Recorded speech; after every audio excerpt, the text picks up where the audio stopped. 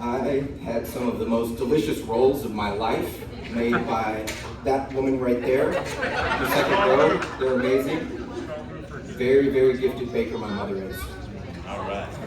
But I hope everybody's had a very happy Thanksgiving. We've spent the last few months now going over Acts chapter 2, verse 43 through 47, talking about what it was like in the first century church. We've learned about what it means to be devoted to the teaching, devoted to the fellowship, the breaking of bread, what it means to have everything in common, being filled with awe, and ultimately that God grows. Just for fun, let's read it one more time. Acts chapter 2, 42.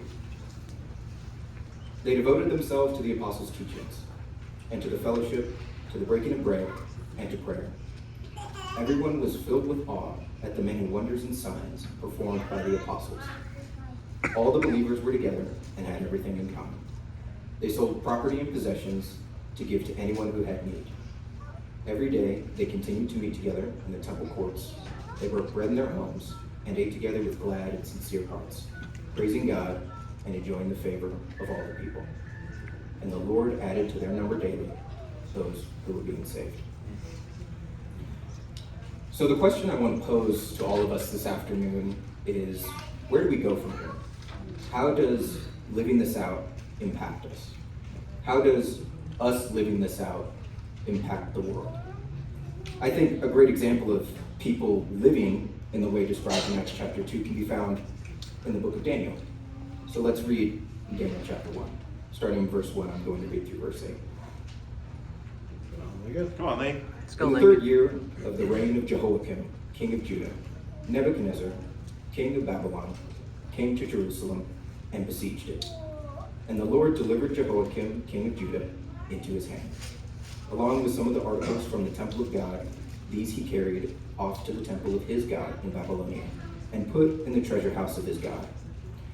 The king ordered Ashpenaz, chief of his court officials, to bring into the king's service some of the Israelites from the royal family and nobility.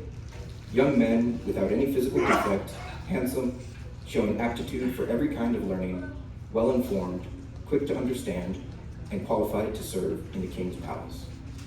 He was to teach them the language and literature of the Babylonians. The king assigned them a daily amount of food and wine from the king's table. They were to be trained for 3 years, and after that they were to enter the king's service. Among those who were chosen were some from Judah: Daniel, Hananiah, Mishael, and Azariah. The chief official gave them new names. To Daniel, the name Belteshazzar. To Hananiah, Shadrach.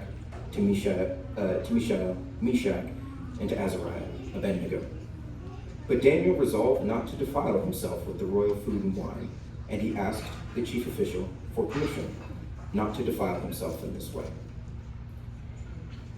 So, 7-year-old Lincoln, hearing this from an audio CD in the back of his dad's 2001 Hyundai Elantra, thought Daniel was crazy because vegetables are not good. And the question has always bugged me, why is Daniel asking to not have this presumably amazing royal food and instead have vegetables and water? And the answer, it's seemingly obvious, although there was no way for 7-year-old Lincoln to know, is that Daniel is a Jew, and like all the Jews of his day, he's commanded to keep kosher. It says that Nebuchadnezzar carries off all the artifacts from God's temple. He takes all the educated, good-looking young men, and he teaches them the Babylonian language and literature. They get Babylonian names, and eventually they get pulled into his service. We also know that the Babylonians took all the Israelites out of Israel. We know this from other books in the Old Testament, and even history shows this. And they were relocated to Babylon. By all appearances, what we're seeing going on here is an attempt by Nebuchadnezzar to homogenize the Jewish culture with the Babylonian one, so that there will be one empire with one culture and one identity. This really reframes what Daniel is doing here He's not asking for vegetables because they're a healthier option. He's a very health conscious person. But instead, he's showing his devotion to God in a subtle act of rebellion. Against his oppressors, he even takes his 3 friends along with him, Hananiah, Mishael, and Azariah, which brings us to fellowship. Let's continue reading in verse 9. Now God caused the official to show favor and compassion to Daniel. But the official told Daniel, I am afraid of my lord the king, who has assigned you food and drink. Why should he see you looking worse than other young men your age? The king would then have my head because of you. Daniel then said to the guard, whom the chief official had appointed over Daniel, Hananiah, Mishael, and Azariah, please test your servants for 10 days. Give us nothing but vegetables to eat and water to drink. Then compare our appearance with what you see. So he agreed and tested them for 10 days. At the end of the 10 days, they looked healthier and better nourished than any of the young men who ate the royal food. So the guard took away their choice food and wine and gave them vegetables instead.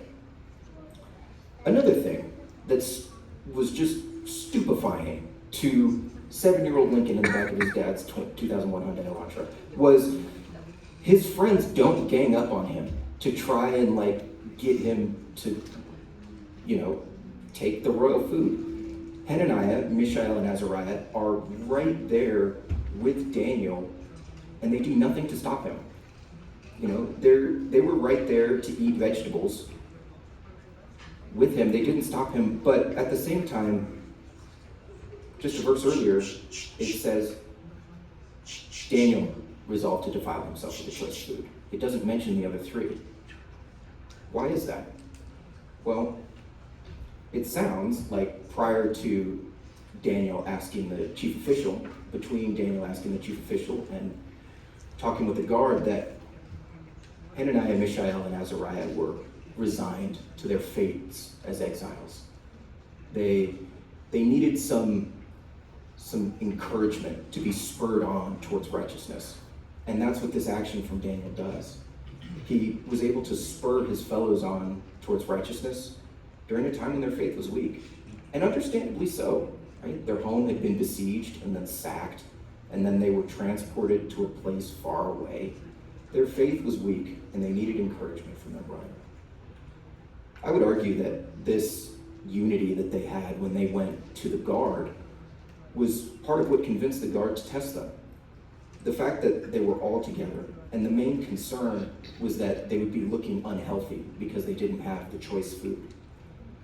It would be a lot easier, I'm sure, in the guard's mind to say, 4 people are looking sick. That's an easier explanation of, they all got a bad batch of water or wine or a bad spoiled meat or whatever the case may be.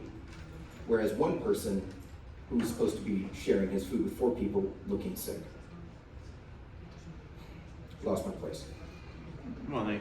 Let's go, bro. 17. Thank you.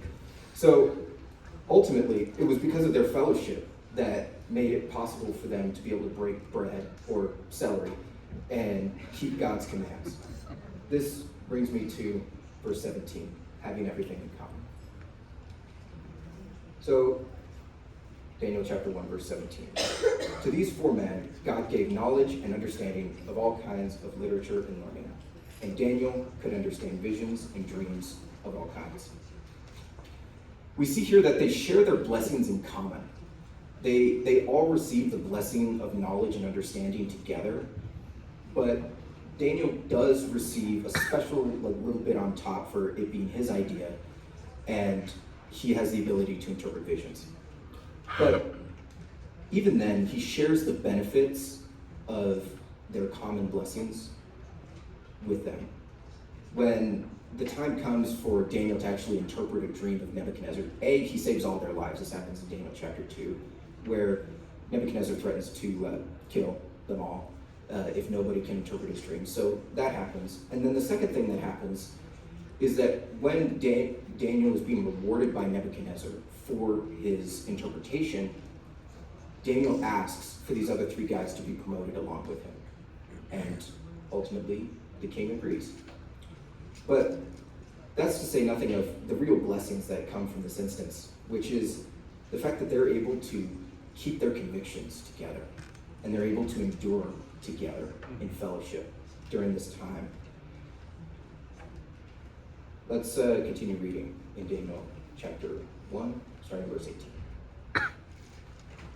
At the end of the time set by the king to bring them into his service, the chief official presented them to Nebuchadnezzar. The king talked with them, and he found none equal to Daniel, Hananiah, Mishael, and Azariah. So they entered the king's service. In every matter of wisdom and understanding about which the king questioned them, he found them 10 times better than all the magicians and enchanters in his whole kingdom. Here we see that as the result of the faith and gifts that these 4 guys received, Nebuchadnezzar is in awe of Daniel, Hananiah, Mishael, and Azariah. And whether he knew it or not, as a result of his awe of these 4 guys, he was in awe of God's power. And this does happen multiple times also during the book of Daniel, where as a result of the actions and often the faith of these 4 men, the people around them are filled with awe. I'll read a few examples. We see in Daniel chapter 2, verse 47, the king says to Daniel, "Surely your God is the God of gods and the Lord of kings and a revealer of mysteries, for you were able to reveal this mystery." Daniel chapter 3, verse 29. "Therefore I decree that the people of any nation or language who say anything against the God of Shadrach, Meshach, and Abednego be cut into pieces and their houses turned into piles of rubble, for no other God can save in this way." Daniel chapter 6, verse 26. "I issue a decree that in every part of my kingdom, people must fear and revere the God of Daniel." This awe, which comes from their faith and blessings, causes the kings of these mighty and powerful nations to acknowledge God's glory and his power. Which brings us to the final thing that we went over in our Acts 2 journey, which was that God grows. We know that the Babylonians were trying to absorb and ultimately supplant the Israelite traditions and culture with their own. We also know that these 4 guys from the rest of the book of Daniel attained really, really important places in government, in the Babylonian government. Another thing that happened during the Babylonian exile is the creation of synagogues as we know them, both today and in Jesus' day, as well as the revolution and revitalization of many of the Jewish traditions that we see Jesus partaking in. It looks to me like God was able to use the position and devotion of these 4 men to subtly preserve the Jewish law and tradition during the time of oppression. Synagogue, as we know it both today and in Jesus' day, was created during the Babylonian exile.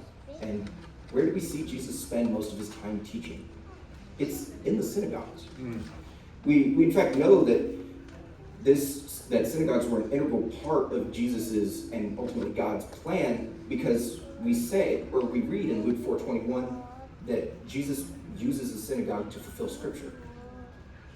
God uses these men and their devotion to really set the stage for Jesus. And while God is almighty and has the power to do anything he wants, it seems to me that Christianity would look very different without the actions and faith of these 4 men. This is the system that God chooses to bring Jesus into at the end of the day. He could have brought Jesus in earlier or later, and it would have been nice to have Jesus now. But he chose to send Jesus into this mature system that started with these guys and had 400 years to develop. And these people have a very, very advanced understanding of the Bible. Jesus engages in deep theological discussions with the Pharisees, partially for their benefit so that they might be saved, but also for our benefit. So that way we, as future generations of Christians, could know the benefit and the depth of Jesus' teaching. This would have just not been possible if the understanding of the Bible was more limited. Imagine if Jesus came during the time of Josiah, where like finding 14 chapters of Deuteronomy, we suspect it was Deuteronomy 12 through 26, was revolutionary, and it totally changed how people saw God and saw his word. But in conclusion, through the book of Daniel, we see devotion to the teaching, fellowship, breaking bread, having everything in common, being filled with awe, and how God grows. But because we have the hindsight of history, we can also see the effects that this has had on the world. God uses this to unite and empower believers, preserve the word during a time of persecution, grow God's kingdom, and ultimately, God uses it to glorify himself. This really mirrors what we see in the first century church. Devoted believers being united and empowered by God. They're able to preserve the gospel through multiple times of persecution and grow God's kingdom, ultimately for the glory of God. Amen. And I think that's what's next for us. We've spent the last few months learning and digging deep into what it means to live this way. And I think that is what's next for us, being able to be united and empowered to preserve the word through a time that some would say is a modern day Babylon, and ultimately grow God's kingdom for God's glory. But at the end of the day, the only reason any of this is important is because of one man who was God in the flesh. His sacrifice for us is the only reason that any of what has happened before his death or since has any meaning. So let's prepare our hearts for communion and remember that at the very center of this rich tapestry that we can see play out, God has woven Jesus, who loved us and died for us. Let's pray.